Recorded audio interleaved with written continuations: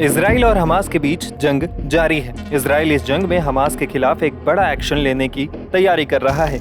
Israel रफा में Hamas पर बड़ा हमला करने जा रहा है। रफा पर हमले को लेकर अब एक मुस्लिम देश इजराइल के खिलाफ उतर आया है। रफा पर हमले को लेकर इस मुस्लिम देश ने इजराइल को बड़ी धमकी दे डाली है। ये देश है मिस्र। इजराइल के रफा पर हमले को लेकर मिस्र ने एक बड़ा फैसला ले लिया है। मिस्र ने इजराइल से अपने संबंधों को सीमित करने का फैसला लिया है। मिस्र सरकार इजराइल के साथ राजनयिक संबंधों को कम करने पर विचार कर रही है और ऐसा कहा जा रहा है कि मिस्र इजराइल से अपने राजदूत को भी जल्द ही वापस बुला सकता है। मीडिया रिपोर्ट्स के मुताबिक मिस्र ने यह भी कहा है कि वो अंतर्राष्ट्रीय न्यायालय में इजराइल के खिलाफ केस में दक्षिण अफ्रीका का साथ देगा। बता दें कि दक्षिण अफ्रीका ने इजराइल पर गाजा में नरसंहार का आरोप लगाते हुए उसे अंतर्राष्ट्रीय न्यायालय में घसीटा है। इजराइल ने हाल ही में रफा पर हमले का ऐलान किया है। इजराइल ने मिस्र से सटी रफा की सीमा पर फिलहाल कब्जा कर लिया है। इस कार्रवाई से इजराइल और मिस्र में तनाव बढ़ गया है। मिस्र ने प्रतिक्रिया देते हुए गाजा में किसी भी मानवीय सहायता के प्रवेश को अनिश्चित काल के लिए निलंबित कर दिया है।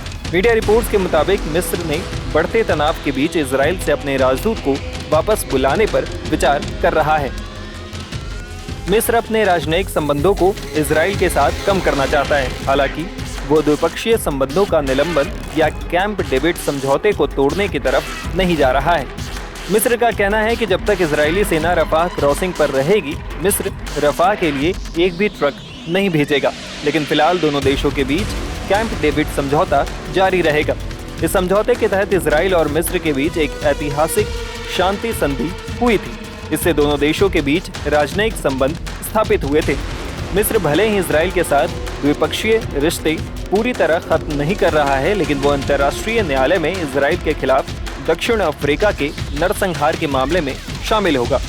पिछले हफ्ते ही मिस्र की ओर से कहा गया कि गाजा पट्टी में फिलिस्तीनी नागरिकों के खिलाफ इजरायली अत्याचारों की बढ़ती गंभीरता और दायरे और फिलिस्तीनी लोगों के खिलाफ व्यवस्थित प्रथाओं के निरंतर अपराध पर विचार करते हुए इस मामले में शामिल होगा।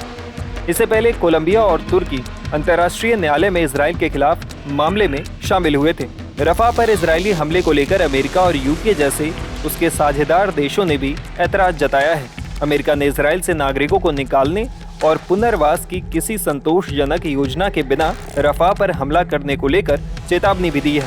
अंतर्राष्ट्रीय समुदाय ने इजराइल के रफा पर हमले से मानवीय संकट गहराने और रफा में भारी तबाही की आशंका जताई है। टाइम्स नाउ भारत डिजिटल की रिपोर्ट।